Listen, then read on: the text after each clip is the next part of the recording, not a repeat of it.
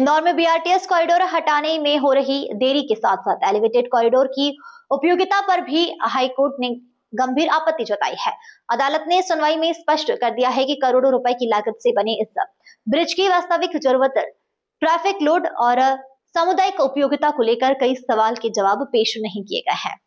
Court ने BRTS हटाने में जारी सुस्ती पर तीखी टिप्पणी करते हुए कहा, लगता है इंदौर का बीआरटीएस हटेगा ही नहीं। इस मामले में याचिकाकर्ता और ट्रैफिक एक्सपर्ट अतुल सेठ ने कोर्ट को बताया है कि शहरवासियों को 11.5 किमी लंबे बीआरटीएस ट्रैक के कारण लगातार जाम, दुर्घटना और मार्ग अव्यवस्था का सामना करना पड़ रहा है। उन्होंने यह भी कहा है कि नगर निगम की कार्यवाही केवल घोषणाओं तक सीमित है, जबकि जमीन पर प्रगति बेहद ही धीमी है। कोर्ट ने कलेक्टर और निगम आयुक्त से अगली सुनवाई तक बीआरटीएस हटाने और एलिवेटेड कॉरिडोर दोनों पर समग्र, तथ्यपूर्ण और समयबद्ध रिपोर्ट पेश करने के निर्देश दिए हैं। अदालत ने सवाल किया है कि जब मौजूदा ट्रैफिक इंफ्रास्ट्रक्चर ही अव्यवस्थित है तो एलिवेटेड कॉरिडोर का प्रभावी उपयोग कैसे होगा और इसका ट्रैफिक मूल्यांकन किस आधार पर किया गया। सेठ ने यह भी बताया है कि गलत ट्रैफिक आंकलन और अव्यवहारिक डिजाइन के कारण आने वाले वर्षों से यह प्रोजेक्ट शहर के लिए और मुश्किलें खड़ी कर सकता है। अब निगाहें अगली सुनवाई पर है, जब प्रशासन को अदालत के सामने अपनी वास्तविक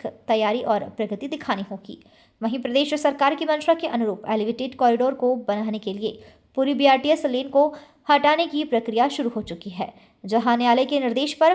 पूर्व में एक तरफ की बीआरटीएस की रेलिंग पहले ही नगर निगम हटवा चुका है। महापौर ने गुरुवार 4 बजे बताया कि नगर निगम के द्वारा दूसरी तरफ की रेलिंग को भी हटाने की प्रक्रिया शुरू कर दी गई है। वहीं अस्थायी रूप से नगर निगम के द्वारा दोनों ही सड़कों के बीच में डिवाइडर के तौर पर लोहे की चादरों का इस्तेमाल किया जा रहा है।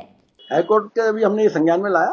दोनों सर्वे भी हमने प्रस्तुत किए और हमने कहा कि दोनों सर्वे सरकार के द्वारा किए गए हैं, तो इसका अगर आप चाहते हो तो एक बार पुनः आकलन इसका जो है सर्वे का आपकी देखरेख में करा लिया जाए, तो तकनीकी समिति बना दे आपकी देखरेख के अंदर और उसका वो आकलन कर ले और फिर जो सिद्ध होता है, ये जो आवश्यकता इंदौर शहर की है उसके रूप निर्णय ले। तो माननीय न्यायालय ने, उच्च न्यायालय ने जो है कल सभी विभागों को और इंदौर विकास प्राधिकरण को, राज्य शासन को नोटिस दिया है कि इसका जवाब प्रस्तुत करे और 11 अप्रैल को इस पर फिर से सुनवाई होने वाली है। यही सवाल उन्होंने कहा, मगर उसका उन्होंने कहा कि पहले सरकार से शासन से जवाब आ जाए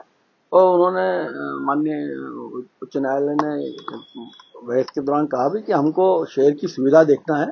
क्या बने क्या नहीं बने ये निर्णय शासन का है, प्रशासन का है, मगर वो उपयोगी है कि नहीं इसका निर्णय हम देखेंगे और समझेंगे। देखो, बीआरटीएस के बस स्टैंड हटाने की कार्रवाई लगातार तेजी से जारी है कि रेलिंग जब रोड मीडियन बना देंगे तो उसको भी हटा देंगे।